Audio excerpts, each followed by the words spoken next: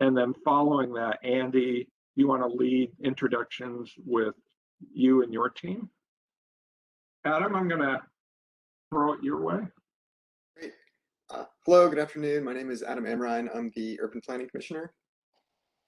Hi, I'm Amalia Layton-Cody, Transportation Planner Commissioner. Hello, Elaine Wine, Architect Commissioner.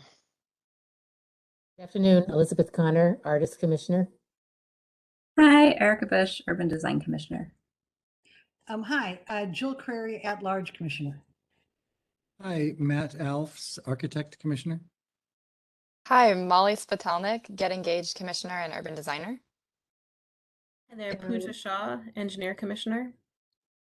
And good afternoon, Benita Sidhu, Landscape Architect Commissioner and Chair. And Andy, do you want to lead introductions for your team? Sure. I'm Andy Sheffer, Acting Deputy Superintendent of Operations for Seattle Parks. Morteza. Hi, everyone. I'm Morteza Beiruz, Project Manager with Parks. Ben? And I'm Ben DiRobertis, former Commissioner, and I'm helping to advise Parks along with my colleague. Hi, I am Sandy Harder, former architect, working with Ben and Seattle Parks.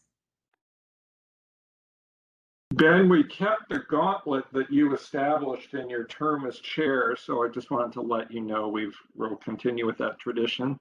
Yeah, well, you're welcome. Again, we're not taking a formal action today, but Adam is going to lead us in the question and discussion and kind of wrap-up period. I'm going to mute. We have you till 3 o'clock, so we'll just make sure that we keep track of time. And Andy, are you kicking us off? Yeah, that'd be great. I'd like to introduce a project and more importantly, a study on improvement and advancement of equity and procurement of design services and implementation of design. Seattle Parks and Recreation has continuously been trying to expand our pool of consultants to include new designers and more ethnically diverse designers. We do so. In doing so, we better serve and identify with community, and we do so to expand ideas outside the box and to further DEI efforts. When we were first approached with the idea of a design competition, frankly, we glommed onto it as a way to create opportunity.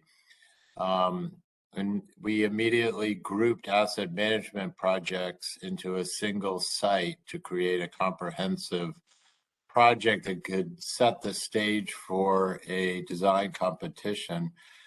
Genus Architecture has taken the lead in developing a roadmap. Ben DiRobertis and Sandy Lamb Harder have diligently and vigorously been pressure testing processes. The lead on this effort from SPR is Morteza Beiruz, and I'm grateful that Morteza called me out of the blue, having heard about this work and asked how he could help out. This is a DEI endeavor, but it's also an effort to spur new ideas and thinking on how we utilize open space.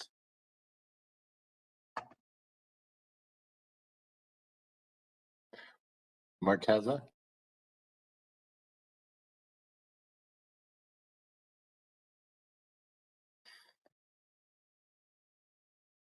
Do you want to? I can't hear you. Yeah. There you go. Can Can you hear me now? Okay. Yep. I'm very happy to be part of this project. Thank you, Andy, for the introduction.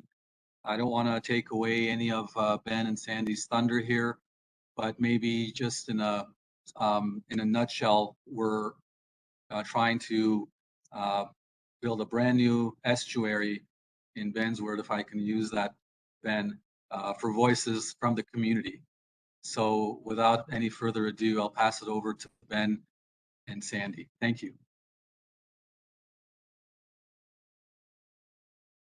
Thank you very much, Morteza and Andy, and thank you, commissioners, for agreeing to this presentation and giving us your early feedback. I want to stress that it is still early and that we have run up to our first project application that still stretches out some weeks. So please know that your feedback today will be timely and earnestly considered. I want to also thank Michael for helping to set this up, and maybe just a few words, because the lion's share of this presentation we've talked through and wanted to come at it with one voice, and Sandy's going to take us through the majority of this today.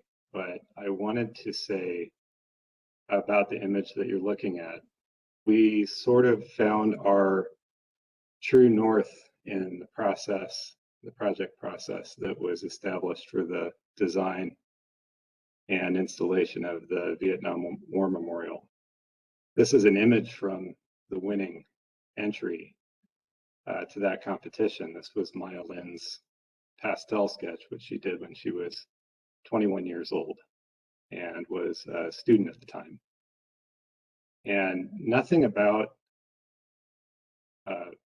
Ms. Lin's background or her qualifications or her knowledge of the industry or the people that she was connected to came to bear in the development of this very poetic and very thoughtful solution. And we've lived into it for a few decades now. And if you've never been there, it's only gotten richer with time. And it's only gotten more meaningful to the people who use it and see it every day, and for the people who come for the one time that they're ever going to see it in their lives. And so we really wanted to think first and foremost about this rather unusual and almost sacred event of finding a voice from the very jump in amidst a community that isn't normally known for responding to RFPs, right? And so that was really kind of where we took this project process off. And I'm going to turn it over to Sandy and show you where we've gotten to so far. Thanks, Ben, and echoing thanks again to everyone here for giving us the time today. So what is our vision for all of this work at the end of the day? First, we should note that the vision we're laying out here is bigger than any one project. Above all, we envision widening the platform of opportunity for designers. We want to see all designers feel like they have opportunities to see their ideas recognized and realized, and beyond feeling this way, we want to make sure the system is set up to support this. The platform and process should encourage designers with any level of experience coming from any background to participate. And this widening of opportunity for everyone is our primary objective. When we see more designers from all different backgrounds participating in public space design, we will also see more diverse ideas emerge and visionary designs emerge. We also know that designers on their own do not have the only good ideas. To design a public space well for a community that will continue to steward it after it's built, we also strive to see increased community participation throughout the process. As mentioned before, these are lofty goals that are bigger than any one project. And to attempt to achieve these, we're proposing changes to the framework by which we procure designers. And we want to see people get excited about these changes. And finally, we want to see this as the first tangible step for Seattle Parks and Recreation to be a change agent in this space and to help lead the way to a more equitable process.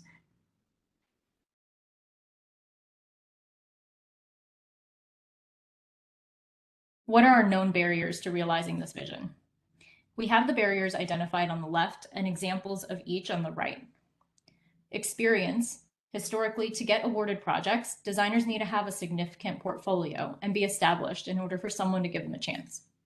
These minimum requirements become hindrances to talented designers. Scale. To address this problem of providing opportunity to folks that may have had a harder time getting it in the past. We've seen design opportunities that are focused on soliciting talent from underrepresented groups. And while this approach has helped move the needle, in order to see equity baked into the DNA of the process, we need to move beyond tweaks to the existing framework. Status. Similar to experience, designers with relationships and connections with the quote-unquote right people have historically been an equitable way to success. Methodology. Oftentimes, RFPs require designers to put together teams with subject matter experts. For example, who is your acoustic consultant? And these requirements can be limiting for designers with great ideas and enthusiasm who might lack the industry network that would allow them to be competitive. Language. Many RFPs are riddled with trade and legal language, which can be daunting for an emerging professional. Enterprise. Similarly, requirements like insurance and SBE credentialing can be barriers to teams that would otherwise be able to deliver phenomenal work. Now that we covered barriers to the vision, what are our strategies to tackle them? The first strategy on this list is a big one, and the one that we'll delve into in the next couple of slides. We'll need to completely rethink the design framework of how we procure designers. The rest of the points below are actually captured in this strategy. We need to ensure we produce clear and inclusive communications. We need to provide just and fair compensation for designers. We propose helping to bridge gaps in relationship between designers and others in the industry and community. And we want to see fair attribution for design authorship. Now we want to share how these strategies take form in the proposed framework improvements. The first thing we'll be asking for from potential designers is a statement of interest. It's going to be a biography, a simple statement about who they are and why they're attracted to this project. This is intentionally designed to be simple and not a heavy lift, so that the design overhead stays low for interested parties, and we help to level the playing field by lowering the barriers to entry. We'll shortlist to 3 to 5 teams from the statements of interest and provide a stipend for the shortlisted teams to develop their ideas further. You'll see that the community involvement is happening throughout the process. SPR, as the entity offering this opportunity, will help broker this first touch point between the shortlisted design teams and the community.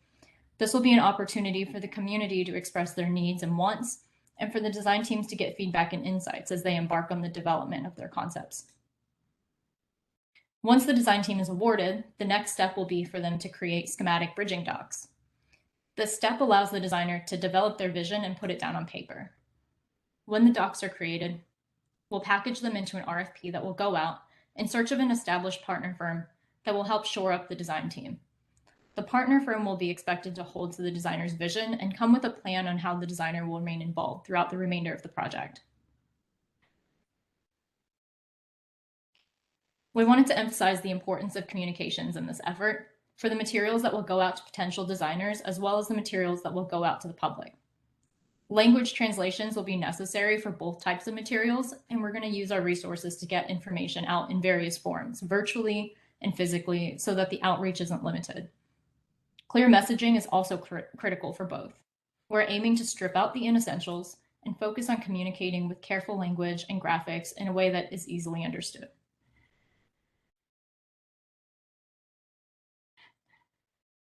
We've talked about how we're planning to implement the strategies to the framework. Now here is the reinvented framework with all of those strategies incorporated. This shows a more defined overall process from project kickoff through the onboarding of the design team and partnering firm. We have the phases overhead, beginning with prep all the way across to next. Under each of the phases, you'll see a recommended duration for each, because all of this takes time, and this will aid in translating all of this to a project schedule. And below that, you'll see all the tasks that make up each phase. Again, you'll see the same strategic components we went through a couple slides ago, now in their appropriate places in the process. These are indicated with the dashed orange circles that you see associated with some of the tasks, and we'll walk through it. During the prep phase, we have the expected tasks of project kickoff, planning the project with a small working group, working with stakeholders, and finalizing documents that go out to potential designers. The strategy that is showing up here by crafting materials that focus on language and visual representation to make the content easy to understand. In the inform stage, there's a public campaigning and informing the public that there's a project on the forefront. In this phase, we'll also make sure to let the public know about the upcoming opportunities for them to get involved and to stay connected to the project. The A3 is the statement of interest phase, the initial call for designers, the evaluation of submissions, and the interview and shortlist. The value proposition is that teams are evaluated based on the merit of their ideas and concepts, not prior work or relationships. The invitation to ideas phase is when the shortlisted teams are provided a stipend to develop their ideas. The public meet and greet is called out here because SVR, as the agency offering the opportunity, helps to broker this relationship and critical touch point between the design teams and the community. The next phase, bridging docs, represents a crucial time for the awarded designer to more fully develop their designs and flesh out their vision. The next RFP phase is when the partner firm is sought out to support the design team. The awarded designer will be able to participate in the RFP if they meet all the requirements and if they so desire. If they elect not to participate in the RFP, they will remain involved as part of the interviewing committee. And finally, when the supporting firm joins the project team, it's not a handoff. The designer continues to be involved throughout the remainder of the project. Before we move on, this was a lot of information, and this slide is really a culmination of all the earlier information. So we want to make sure that we pause here for any questions. There are a few more slides, but this is really the culmination of everything. I had a question. I wasn't quite sure I understand the from invitation to ideas to RFP. So you're asking people to participate, provide ideas, and then you're taking those ideas and that becomes the basis of the RFP. So you're taking whatever, like a concept that people are supportive of, and they say, we love this idea A. And so idea A is what gets baked into this RFP then that other firms could propose on. Right. That's right, Elaine. It's like a kind of a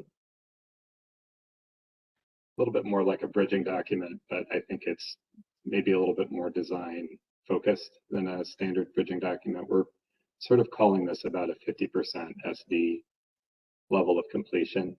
Enough time and fee for the awarded designer to develop the concept to the point where it can meaningfully inform the RFP, but not so much that it requires the development of a tremendous amount of technical literature. I think another way to look at it is also a two-step process to getting a designer engaged. So the A3 is the statement of interest part. And then once those teams we have a shortlisted maybe 3 to 5 firms. Those 3 to 5 firms go to the invitation to ideas. They develop the concepts from a stipend. And then once they're contracted, one designer is contracted, they are developing the bridging docs. So it seems like perhaps your statement of interest is a sort of amped up RFQ. So you're not asking for design things because you haven't funded any support for them to get to that. But it's a little more than just a statement, it's more than just a request for qualifications. You're asking them to connect somehow with what materials you've given them. So right? I mean, that's a statement of interest. Yeah, I think maybe less materials than a traditional SOQ, but the critical materials being why. Right. The A3 is, as we're calling it, is kind of narrative rich and bio rich. So it's why and establish a personal connection. The invitation to ideas is really the stipended portion of the work and the first real, Right. we're not expecting the development of materials prior to that. So have you created any gateway for who can apply for your A3? That they have to be small firms, or they have to be WIMBY firms, or departments can do that. So rather than opening it broadly to the whole world, you might have more success if you targeted specifically the kind of firm that you want to attract? We will step through success criteria as part of the remainder of the slides, so we can maybe address that when we come to it. Great. And then this notion that then this firm is going to need to be backed up by a more conventional firm. Do you have a budget cutoff for what that is versus a firm that might have a small enough project that they are nimble enough to do it on their own versus needing that kind of support of a second firm?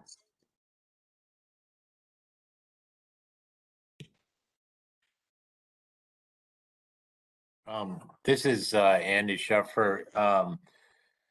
The entities that enter the competition might not be firms, which is why they may need to be coupled with a firm in the reason for the RFP in order to create that gateway and to eliminate the barriers. I see. So in that first statement of interest, you really aren't getting into the business side of it at all then, Andy, huh? We're trying to stay out of that exactly as a way to eliminate barriers associated with having to be a firm. Okay, thanks. And can I just clarify that? So that A3 portion is when they are have been informed, you've launched the call, and then is that 3 to 5 weeks when you start to evaluate the teams? I see evaluate teams and interview and shortlist. Can you break down the timeline for that a little bit for me? 3 to 5 weeks is intended to capture all of that. So the A3, because of its intentional simplicity, is not intended to take very long for folks to respond. And then the evaluation and interview and shortlisting is all happening within that time frame. And I'm sorry, I'm confused by the terms, and maybe I'm just not getting it, but because you're using the term on this chart, teams and designer. I guess I'm confused by who you're selecting when. Are you selecting the designer who is that what's happening in H3? And if so, what's the team?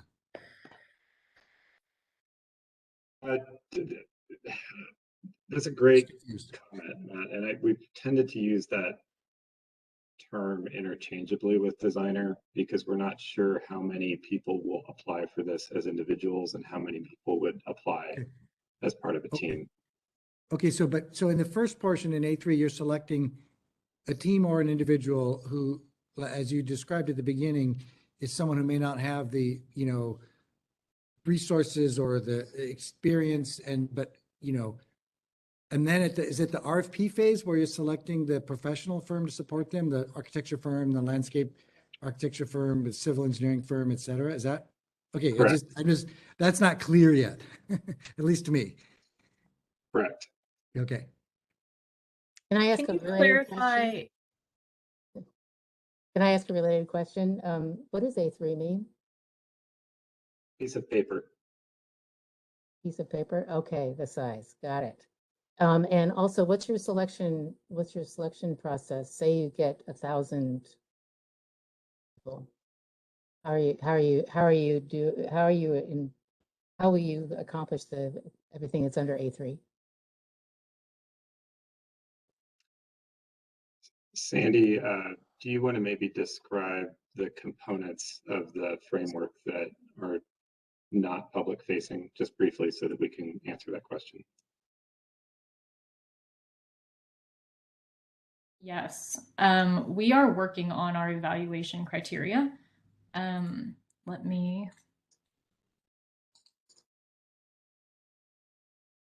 not sure if this is going to pull it up on the screen.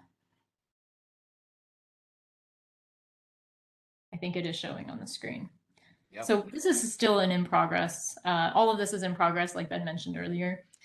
This is where we are right now. How do we keep the A3, the statement of interest portion, and the next portion where it's shortlisted developing their ideas? How do we keep that focused on ideas and less on qualifications so that we remain true to keep lowering those barriers? So this is what we have so far.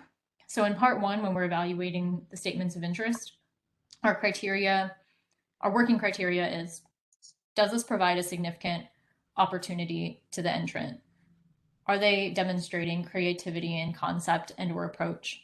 Do they have a demonstrated understanding of site context from a landscape perspective, demonstrating understanding of surrounding community and neighborhood and historical significance? And do they have an understanding of community engagement? I think one more we were talking about adding was design sensibility on that first criteria. And the second, sorry, I should stop there. That answers the first question. Yeah, thanks. I appreciate that. I think Pooja, I interrupted you. So I was wondering on the last slide if you could clarify where the stipend comes in and who is being provided a stipend for the work that they're providing. The shortlisted teams from the statements of interest. So where is the statement of interest on this? Statement of interest and A3 are interchangeable terms as well. And I apologize for the confusion, but we didn't quite have room for statement of interest. So when the teams are shortlisted, teams or designers are shortlisted from the statement of interest, which is the A3 part of the process, those shortlisted teams will be provided a stipend to continue into developing their ideas. Okay. And do you know what the stipend would be, how much it would be? Our assumption is that it would be scaled to the effort, and that might vary a bit from project to project depending on the scope.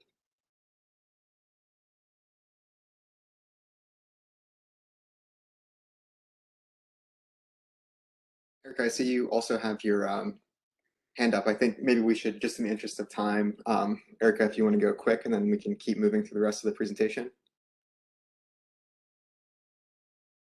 You're muted, Erica. Sorry, thought I grabbed that. So I just had a quick question about the supporting firm partner portion of things. Would I guess I was hoping to understand that part of the process a little better. If there were firms that would previously demonstrate desire to be a part of this program, or if it would be an entirely new part of that RFP process that you're stating in the latter portion of the work. And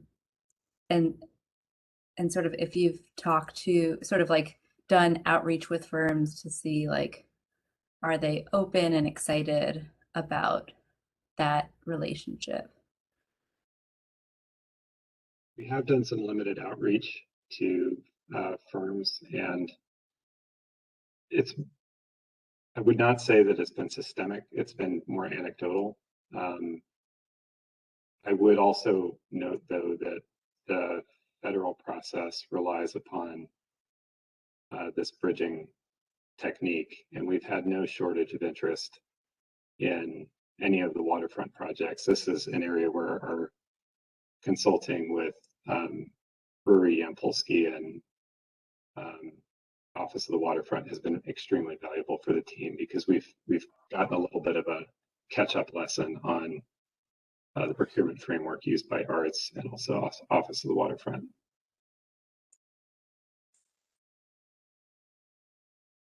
Great, thanks, Ben.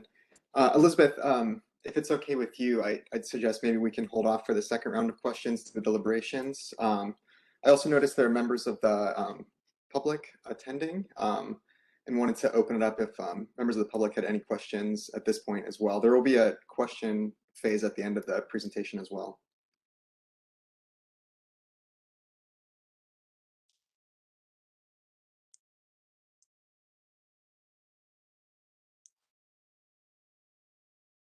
Okay, I don't see any hands raised.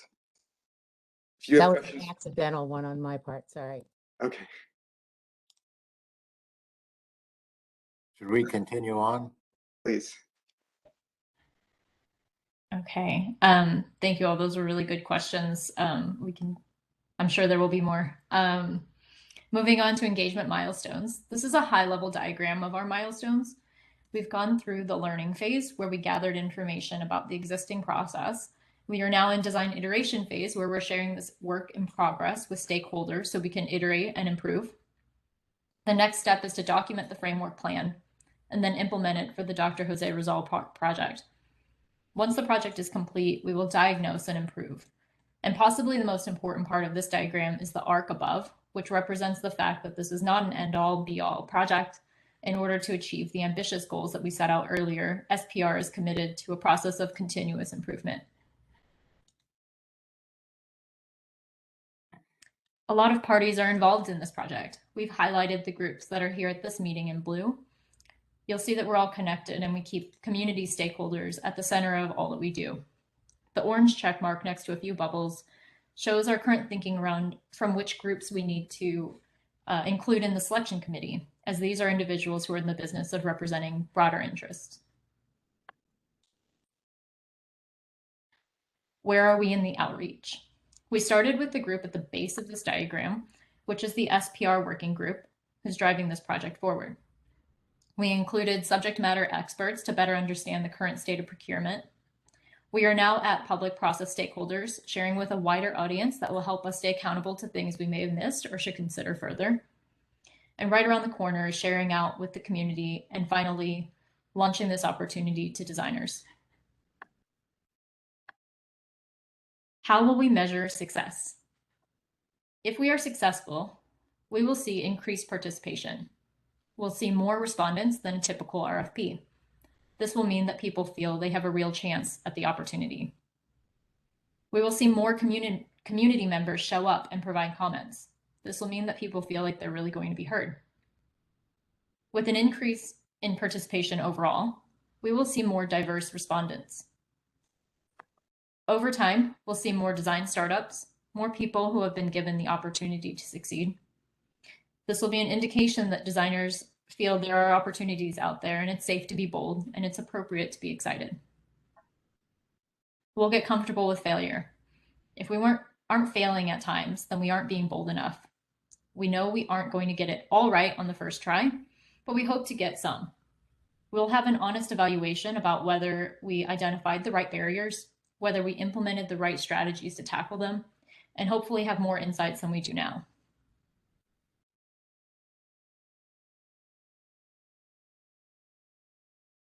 I'm going to turn it back over to Ben. Thanks, Sandy. All of that sort of adds up to what Morteza had mentioned, and it's really starting to see the public design framework as one that grows talent and in addition to brokering it. I don't want to say instead of brokering it. Brokering is important. It's important for us to create the future that we want to create. But I think it's important to think of these systems that we have in place as corrigible, because if we can't tinker with them, we can't get fundamental change. And we can't get to some of the really great ideas that have been out in the world. This one now for, closing in on 50 years. And, we sort of started the presentation with the idea that there was nothing really in Mylan's background and experience that suggested that this was possible, but there wasn't anything that suggested it wasn't either. And the lived reality of watching this come into being is a real joy, and one that just continues to be a huge part of the national consciousness and how we think about place. And so it's an optimistic note to end on, but I think it's one that we'd like to think that more of this kind of thing could be not just possible, but usual, typical even, and maybe give the community give back to community what we've really set aside for only the most special projects in the past. Thank you very much. We have a couple of questions of you.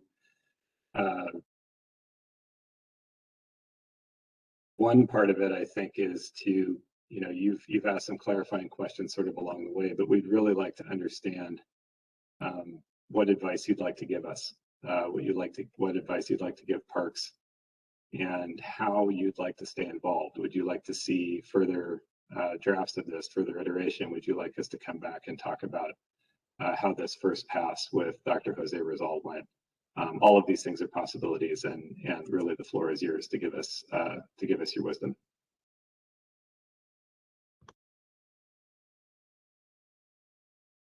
Great. Well, thank you to the team. I think we're going to open it up for clarifying questions at this point. If members of the public have or agencies who are on the line have questions, you can raise your hand and we'll unmute you.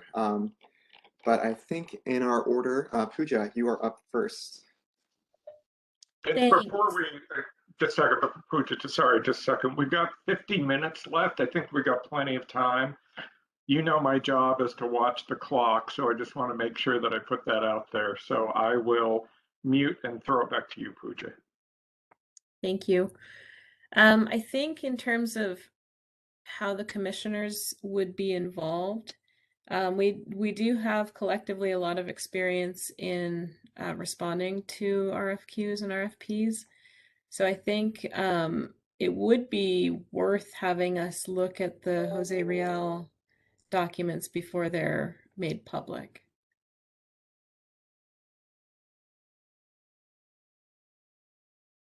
That's all that I had. Thank you. Great suggestion. I think I'm next. So I think I understood from my earlier question that this is a scalable thing that could run from people who are solo designers, maybe not even licensed architects, right, to small firms, and could run from small projects where the amount of support that is needed might not be a lot to very large projects where they might need a big firm. The one that you're actually talking about using as your test case, what size budget is that? What kind of project is that? Can you explain that one a little bit? The test case being Dr. Jose Rizal Park combines 3 asset management projects. Likely it will be funded to about $1 million. It will also be a very good candidate for grant matches. So I suspect we'll be, realistically, we'll be able to design to a budget of roughly 2 million, 2.5 million. And can you break up those pieces of those projects, or are you looking for a whole, you're going to put out a whole design package? It'd be nice to look at it comprehensively. I think there's a lot in the overall design that in order to solve some of the issues at that specific park. Cool. So, I think that you've done a good job of identifying the challenges, and you've put together a process you want to test drive. And I think it's just a matter of having that not become its own kind of calcified bureaucracy, but is something that you can be flexible and adjust to. I do think that probably, the unsaid thing here that you're really trying to reach into is a kind of systemic risk aversion. And I don't know, but you might want to confront that a little more directly. Or I don't know, Andy, maybe there's a different way outside of this process that you can provide support for your staff and the risks that they may encounter. I set out to design a skate park once with a kid who had car insurance. That was the extent of his participation in the adult world. And we had to surround him with a civil engineer and a structural engineer and, all of those things. But it was worth doing because it was the first time the city built a skate park. So I totally understand what you're trying to get at. I think on an individual basis, you're going to have staff that just needs a whole lot of support to take some of these risks. But I think it's great that you've got a system that basically helps them step through that as compared with just being sort of tossed into on their own to do that. So I think it's exciting, and I hope we do get to see. You know, you asked where the design commission would fit in, and my personal experience of bringing projects to the design commission was that they always made me braver, because I was always encouraged to take more risks. And so I think that might be one place where you want to fit us in, is to provide the kind of support that doesn't happen elsewhere in the bureaucracy that you're working in. So that's my only other thought. Thank you. And Molly, I Thank think you. you're next. Great, thank you, Jill. So I guess so first, you've answered a lot of my questions about mentorship. I know the information you've provided about the supporting firm being similar to the method on federal projects that are used for art procurement is really helpful.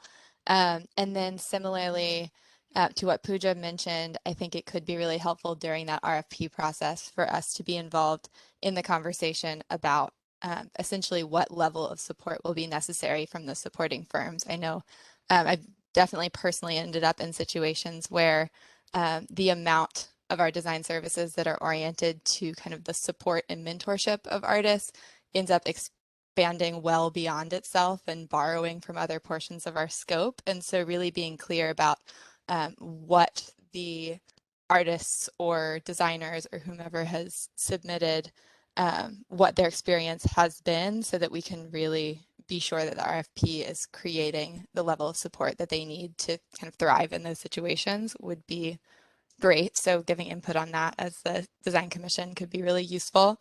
And then my additional question is whether there within this conversation, you've laid out some qualitative metrics for success.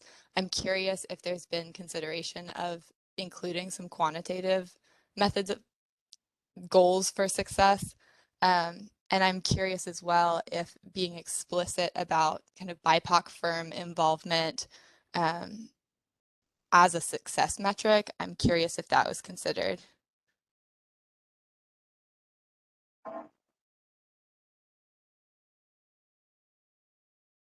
As to the, I can answer the portion of that question about, by the way, that was not just a question, that was a bunch of really good information. So I'm dividing it quickly into camps. Thank you very much for the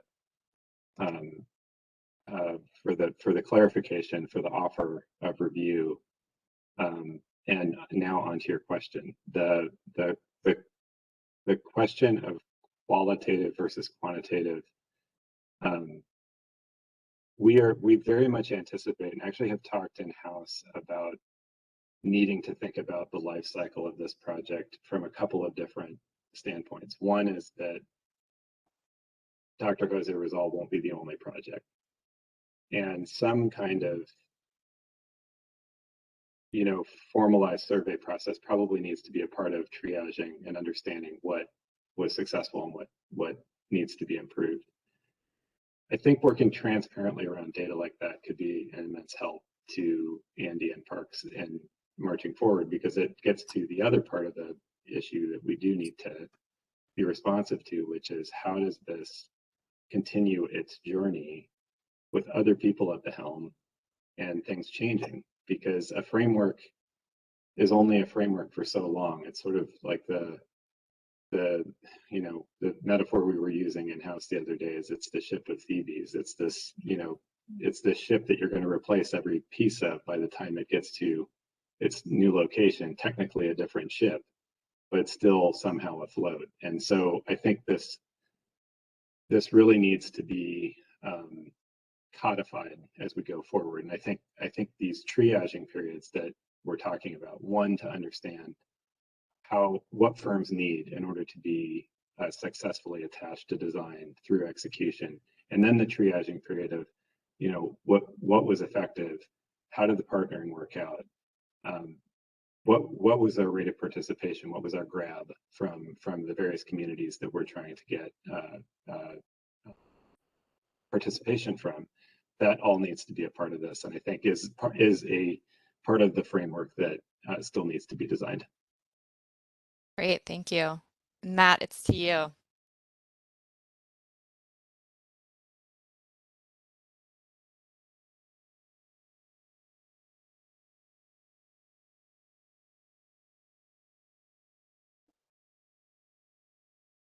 We may have, did we lose Matt? Are you there?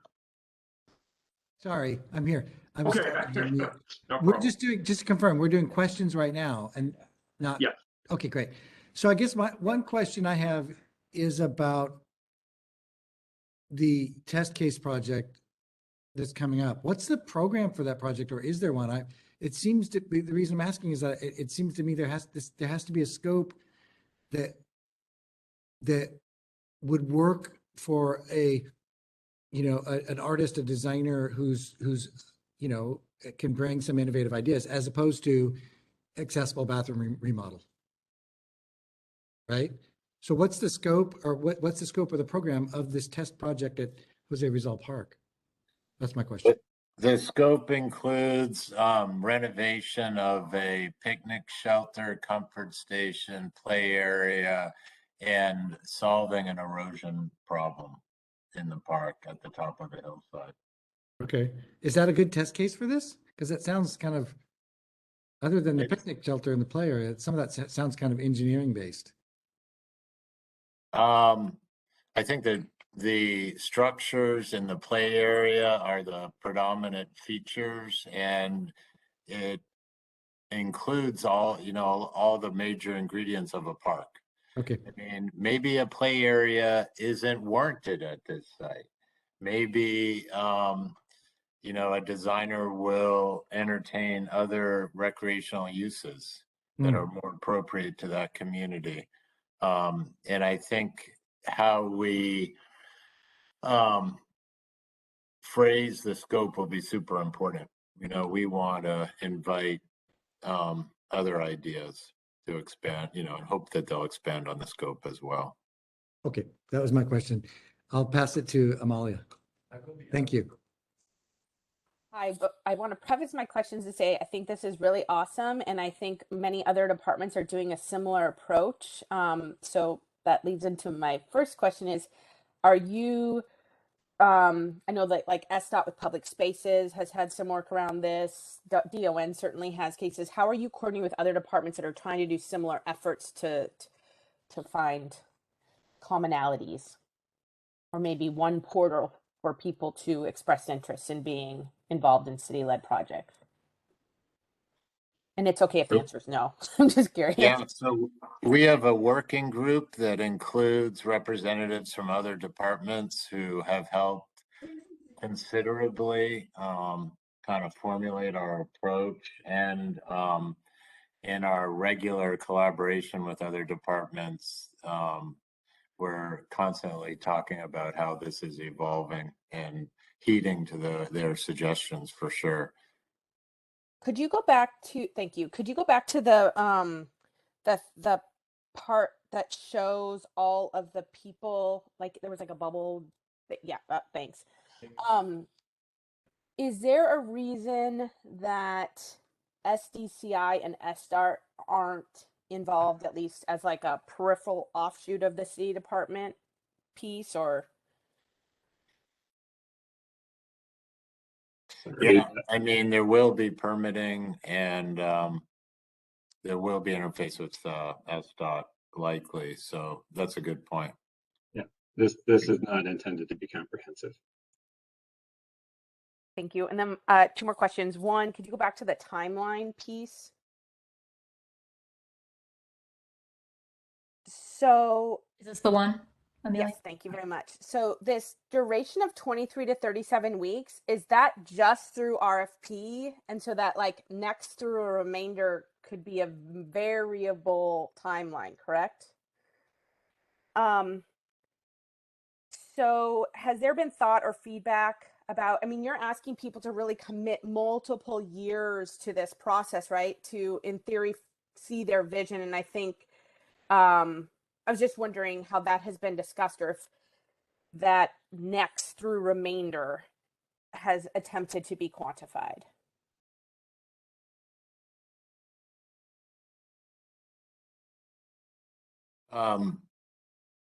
Yeah, I think it's important that it extends through the end of construction administration. And, likely the RFP will include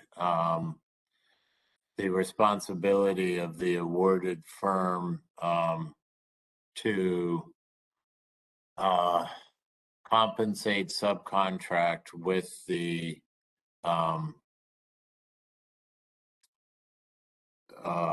competition winner. Does that make sense? Mm-hmm.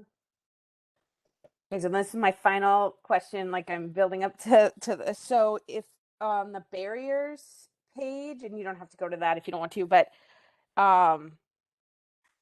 I see that materials and maintenance are removed from this, and I was just wondering how Parks has committed like staff and resources to having flexibility outside your standards or other standards that are reality in a lot of these projects and are tied very closely to maintenance and operation of these facilities.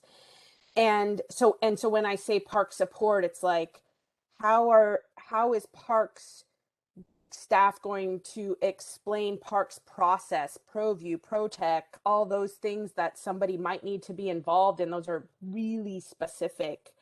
And then an understanding of like standard details, which I don't even think are currently even posted externally on Parks. I could be wrong about that.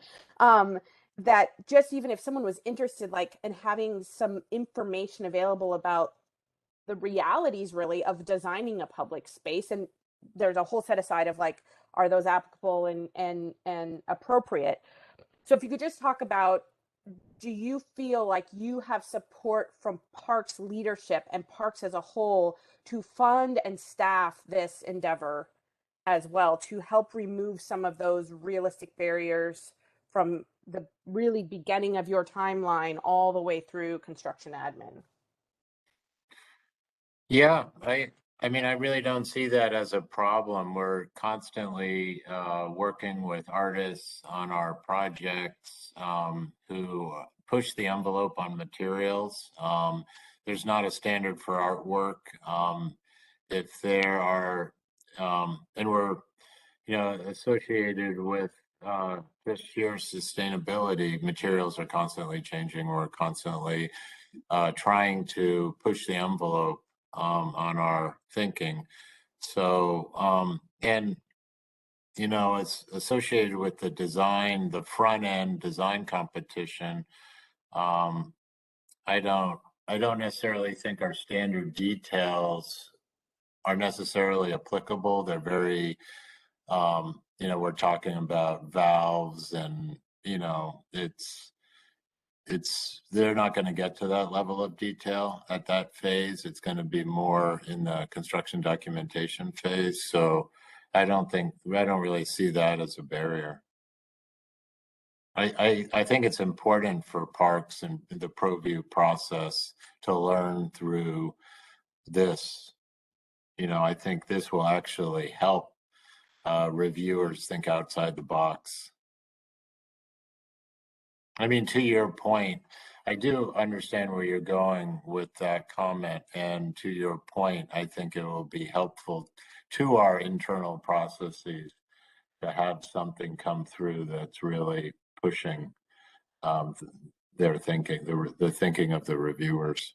And we will make sure to preface that review. Thanks. Those are all my questions. Thank you.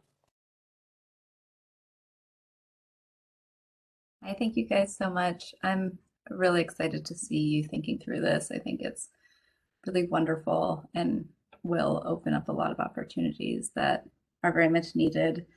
My questions kind of, I guess, ebb more in the direction of sort of like some of these specific processes of both the initial part of engaging and then sort of the ongoing support. So in my experience, that this will lead to sort of like a different level of support. And I think you guys know that, but it's, as others have mentioned, a lot of time for staff to appropriately give feedback to folks and have these sort of critical conversations. So it can often take hours of time to create sort of the comfort and relationship that's needed for folks that haven't been involved in these processes to feel supported in them.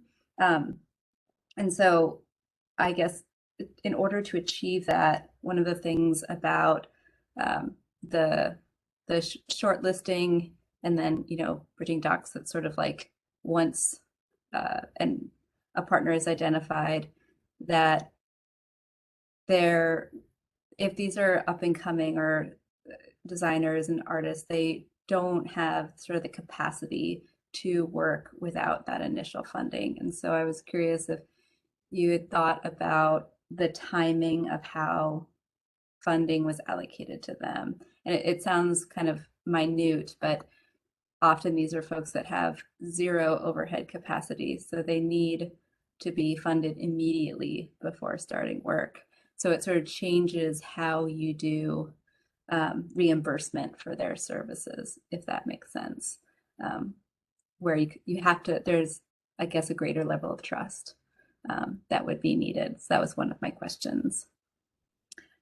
And then the other question that I'd love to hear from is just about if you guys have thought through the selection committees at all. I think you will need a more nuanced group of people to participate in these processes, because you're going to want folks who have gone through this challenging process themselves and have sort of grown, to see if they are seeing sort of the capacity and are able to kind of question folks in a supportive way. So yeah, those are my two questions.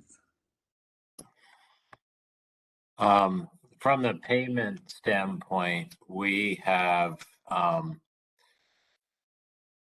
been able to pay immediately upon receipt of requests for payment.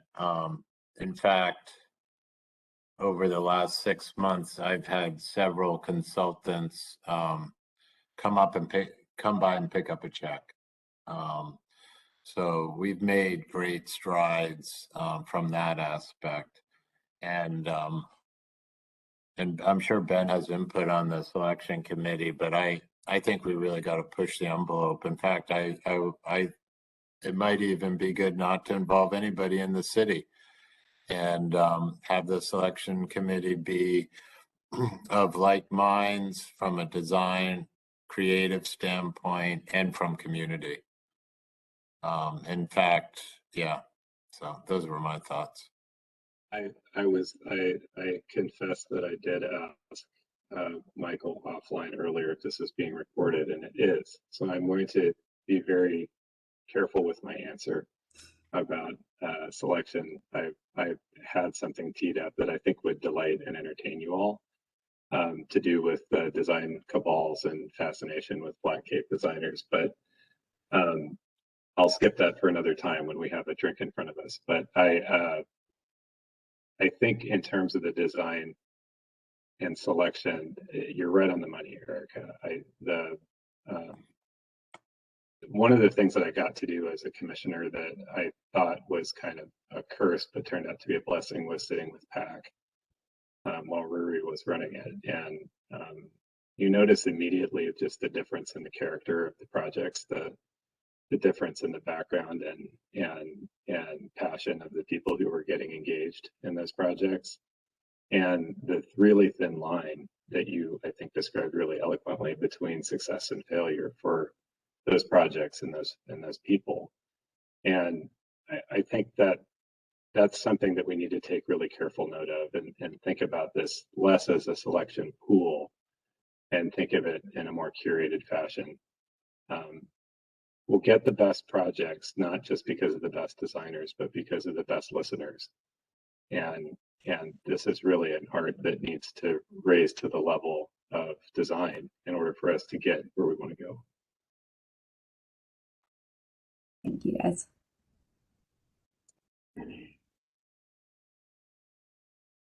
I'm also really interested in how this is proceeding and what you're trying to do.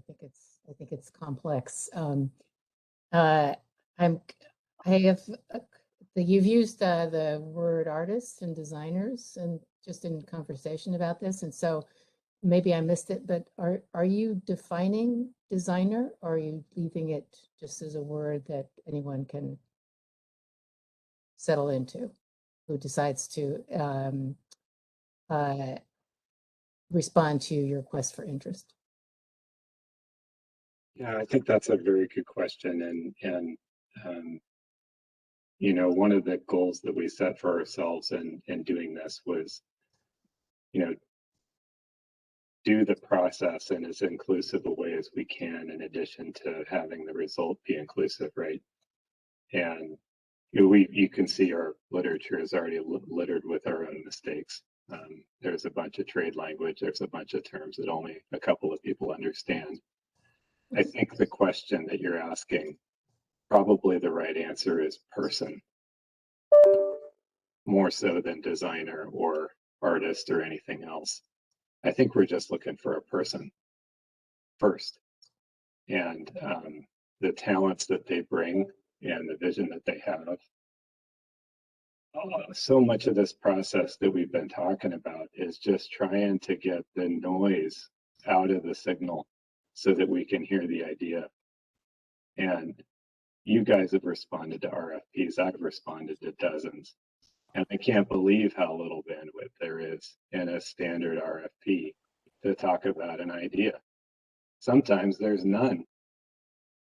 And I ask myself sometimes when I'm holding one, what is it that I do? What should I call myself? I'm almost like a, you know, Esquire, you know, more than a designer. But we were trying to get back to something that is a little less obstructed, and in doing so, you know, we get a little bit more robust participation, and we get some new faces.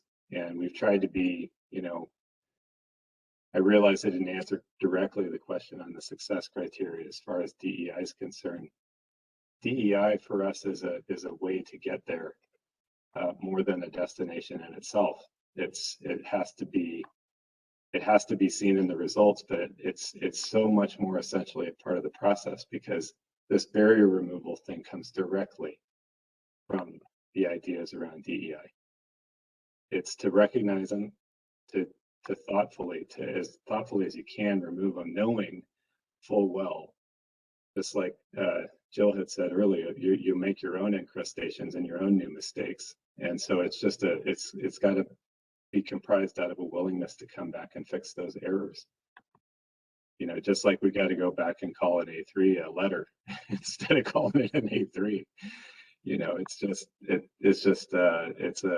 this process is going to take some ironing out, because old habits really do die hard.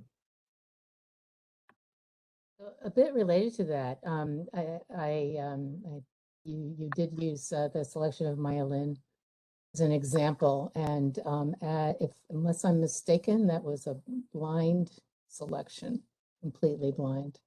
That's correct. Is that the kind of selection you're contemplating? Yes, I think blind insofar as, you know, we've got to open up the bandwidth a lot, but I think we've also included the idea of getting some bio information so we can hear about how vision is going to be created. What's the personal connection that allows vision to even develop? I think that has been successful in the arts program. You know, sitting with PAC and watching them go through that was instructive. And maybe it's not the best way to do it, but it seemed like, you know, a good place to start.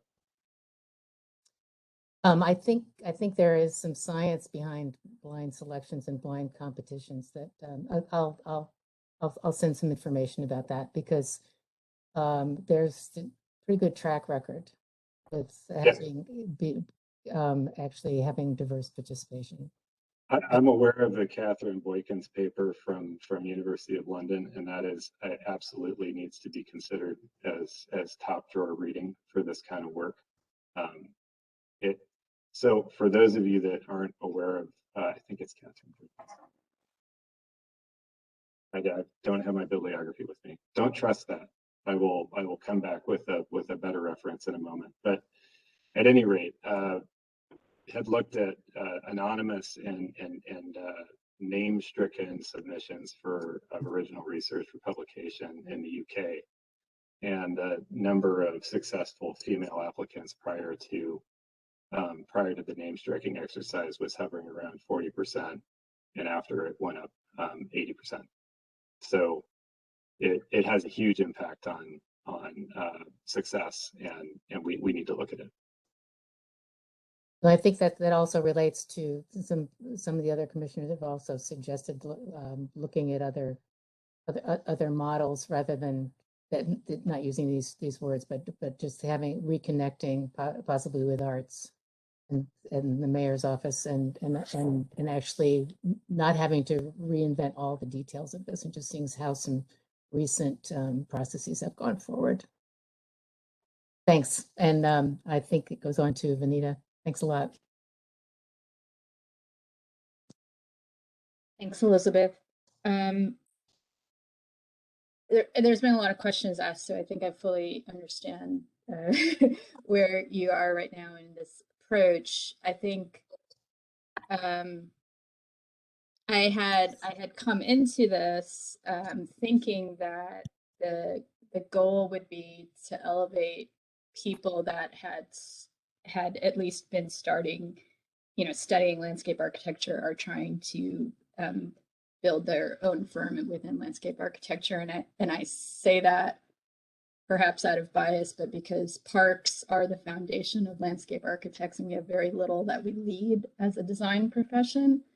And that maybe this was looked at a way as to help those people that are early in the profession and want to be able to start their own firms. But I'm not hearing that based on how you've answered other questions. But I guess I would just pose to you, has that been discussed explicitly at one point? Is this meant to be supporting the field of landscape architecture and the young landscape designers, or is it really breaking away from that as the designers of parks?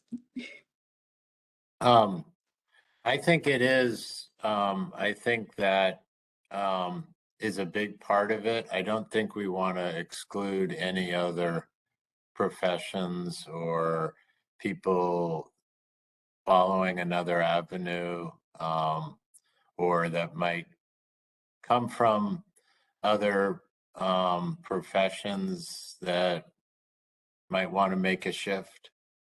Does that make sense? I mean, early on when the question about scope came up, I felt, I kind of feel like it's important to look at the overall park as a whole and to design it holistically, including all the different assets.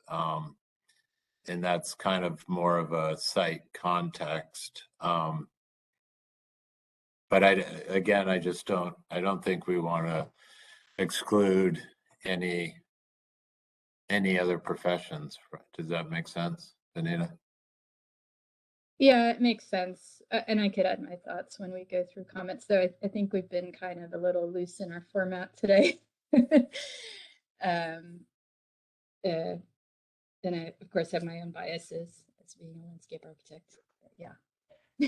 I do want to also add there, though, that in the evaluation criteria that again is still in progress, one of those things is, a demonstrated understanding of landscape, of the parks. So I think if someone comes to the table with, a great idea and an understanding of how to incorporate all of that into a park and the landscape, I feel like that's that's clearly an edge, I think, to their story and their submission.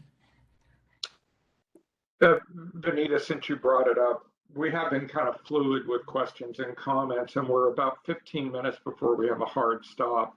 after Maybe I'll just Elaine. make comments. Yeah, or after Elaine, maybe Adam can do some summary comments, and then we can maybe have some more informal follow up with Andy and Ben. Yeah, I'll just make a few comments then before I pass on to Elaine. I guess one you already caught. I was familiar with the term A3 because I've worked on a lot of design build and things like that where A3s are a thing. But I would watch out for terminology like that you had to already have been quite established to understand. I used to be obsessed with Myola, and I'm a huge fan.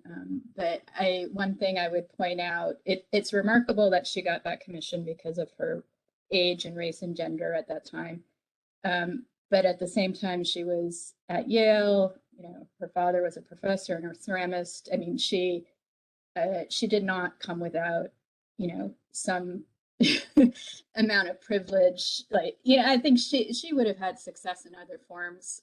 But I just think something to keep in mind when you use that as like the comparison case of who you're targeting to provide an opportunity for. And then I would just make I would make a case for landscape architecture because I feel like we are, in many ways, the most challenged of the design professions. It's very hard to start your own practice within our field. There are very few park opportunities, even for an established firm like the one I'm at. And that, yeah, the tradition of parks grew out of the field of landscape architecture. And I don't think, I don't want to be exclusive, but, God, nobody would ever consider a landscape architect, or a landscape designer having an opportunity to form a building, as a concept, and then being mentored, into how that building takes form. We're so excluded from, other types of projects that I just think you should keep that in mind. And you probably, know that a lot of us within the profession are trying to figure out how to make the profession more diverse and how to bring more people into this profession. And that starts at the ground up at the high school level and whatnot, so that there are actually there's a diversity of people within the field once they come out of college. But yeah, thank you. It's really a challenging puzzle you have here about how to meet all these goals and think to the future. I'm sorry, Elaine. Hi there. Yeah, a lot of good questions have already been asked. So I think just a couple of things here. I also think it's an ambitious project and encouraging that there's this team that wants to try it on. And so like others, I guess I would encourage you to track and quantify the effort that it's going to take to go into this and to be thinking about continuous improvement for future projects. Maybe I missed this, but I wasn't quite sure what I heard that the project, it said there is 3 asset management projects, but I don't know what that means. Like, what is the project? The project is to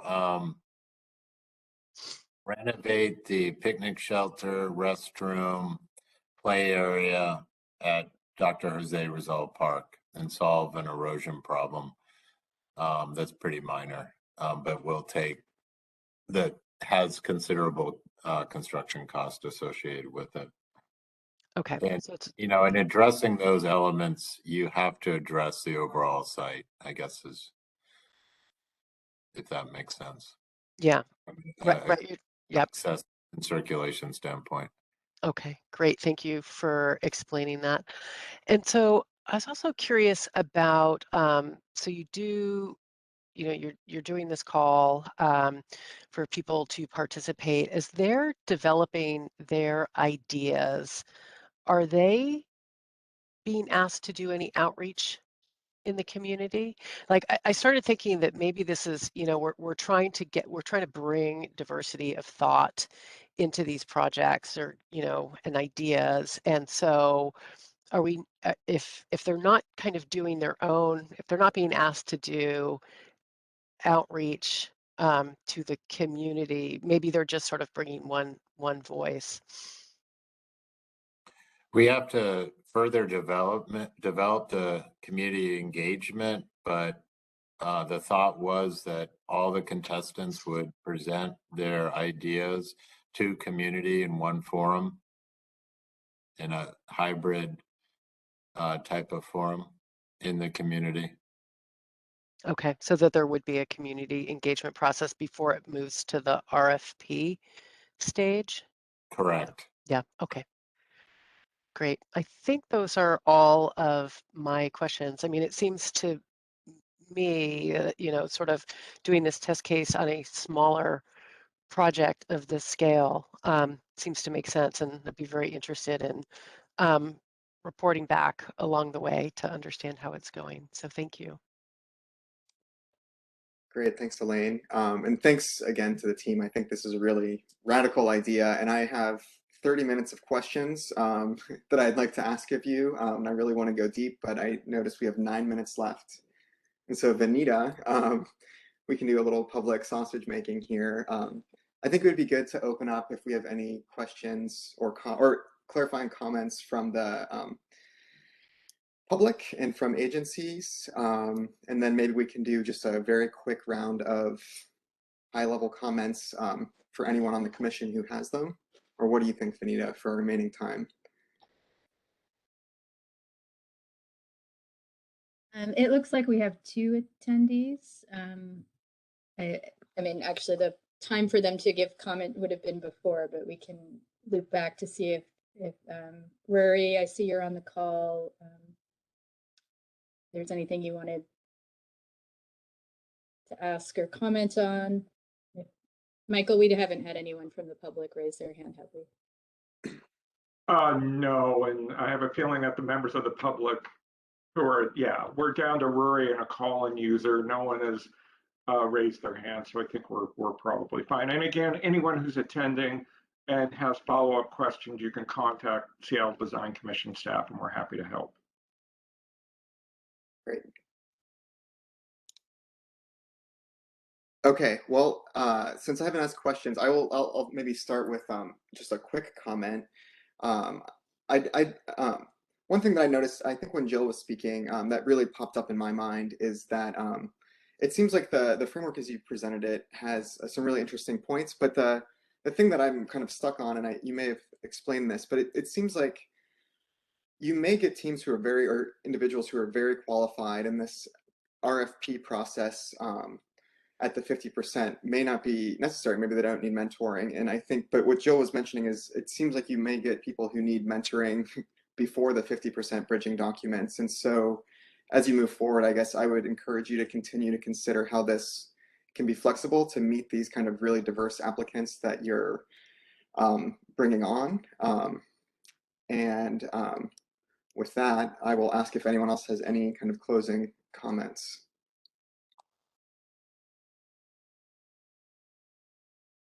So one comment, just jumping off of what Benito was sharing, I would be curious to hear, as you think about this and how it might be applied to various projects, thinking about what the scope of individual projects are and how they function within this process. So whether it is functioning more like approaching artists, or as Benita's mentioning, if it's more oriented to younger landscape architects. I'm curious if there's kind of a range of how this is applied based on the scope of work, or if it's all intended to be similarly open across the board, regardless of scope. And Adam, I'll pass it back to you. That's just kind of an open comment question. Thanks, Molly. Amalia? Thanks, Adam. I think I just wanted to reiterate, I think there is, for me, a disconnect between the reality of actually executing and constructing and maintaining a project. And I think all of us on this call have probably been involved on a wonderful visioning project, very community driven, that when it turns out at the very end and everyone comes to site, it some of that gets lost because we have to meet ADA, we have to meet SEPTED, there are maintenance standards, there are these other things. And so I feel like it's disingenuous to not have some sort of a cheat sheet or just a reality.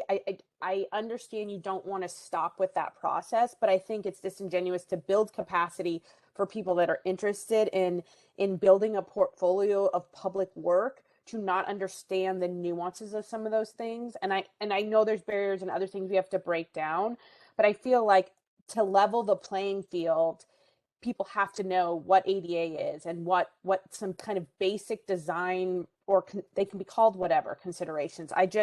I worry that there will be barriers along the way that will stop the project, and ultimately this wouldn't be successful, when really I think fundamentally this is a really hopeful, wonderful process, and I'm really happy that you're taking the time to do this.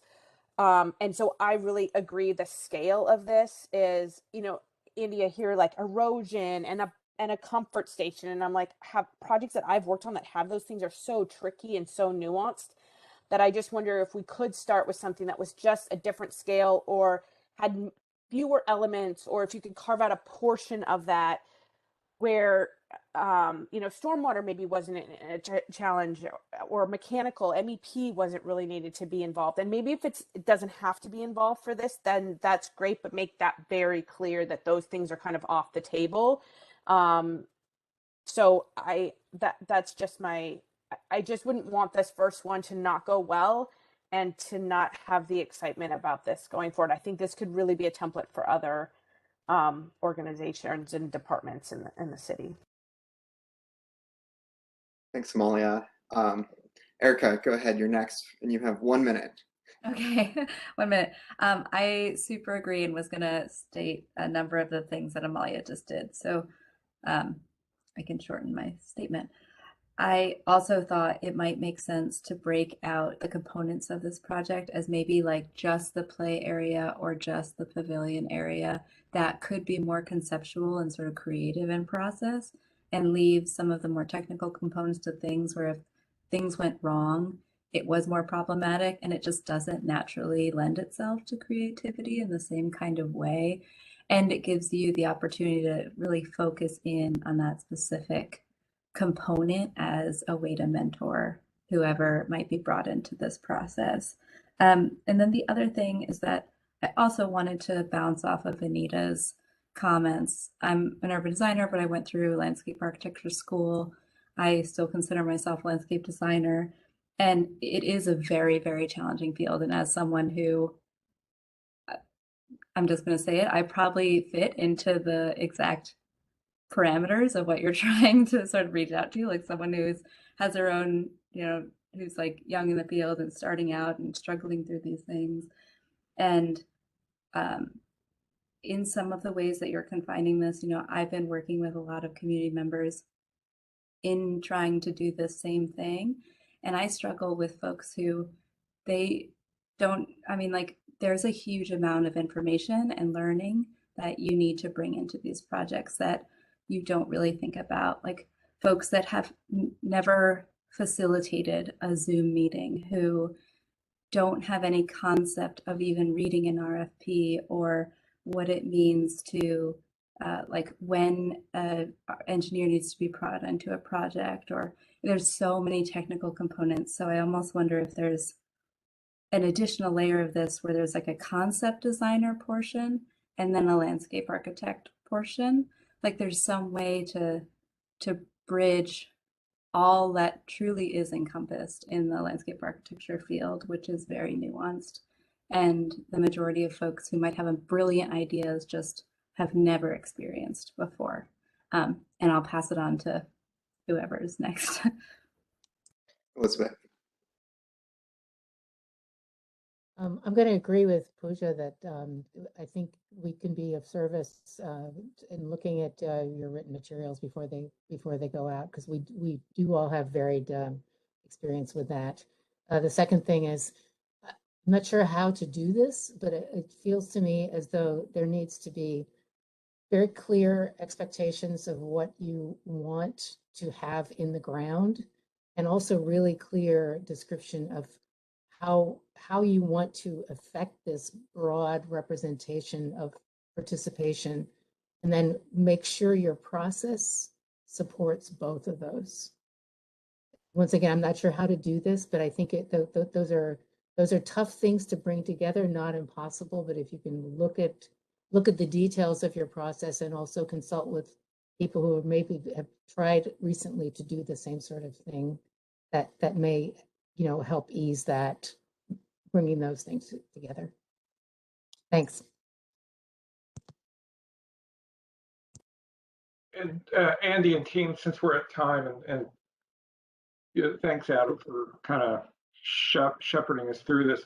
We do make the meeting record available, and I know there was a lot of nuanced conversation, and it is recorded on WebEx. And Julia corrected me about we've have a new workaround to make it available on the website. Regardless, I agree that this conversation. Well, one, I'm glad that that the commission wants to stay engaged and involved, and whatever help and advice that they can provide you that furthers this mission, I think it's clear that they're all supportive of.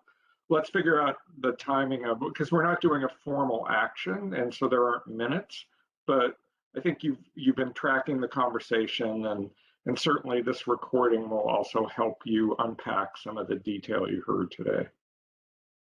And we'll just figure out a way to, it takes a while to get it posted on the website. We'll figure out the best way to make it available to you.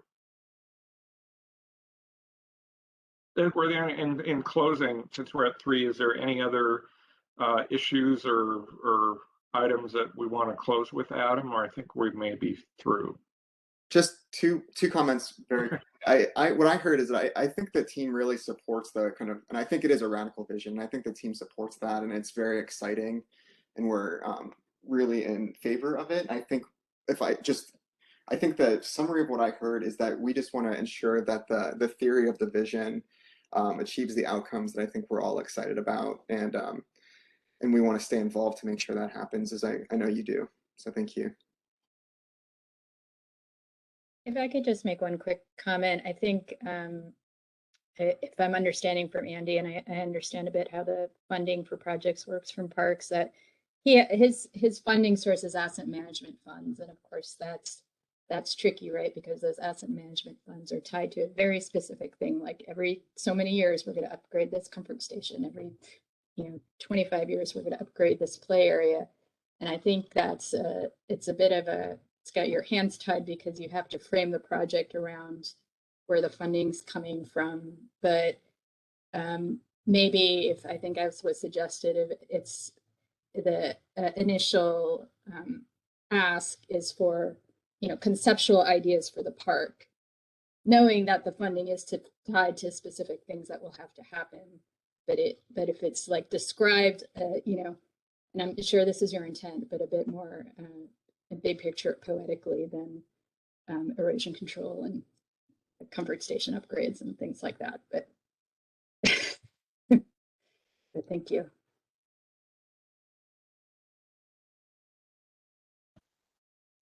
With that, I think we're done for today. Andy, team, thank you so much for bringing this interesting project to the commission. I think we're going to have a longer relationship with this than today's meeting, so we'll figure out what that looks like with you and your team.